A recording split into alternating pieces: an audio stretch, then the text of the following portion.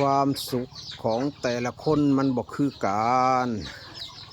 เขาบ่ให้ว่ากันดอกอยากเฮ็ดหยังก็เฮ็ดไปพี่น้องความสุขของคนเฮามันบ่คือกันสุขของคนเฮาบ่คือกันมักเลี้ยงไก่ก็เลี้ยงไป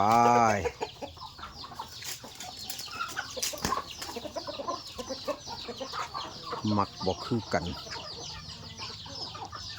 แล้วแต่พี่น้องมักตัวใดก็เฮ็ดตัวนั้นอย่าเบียดเบียนกันก็พอ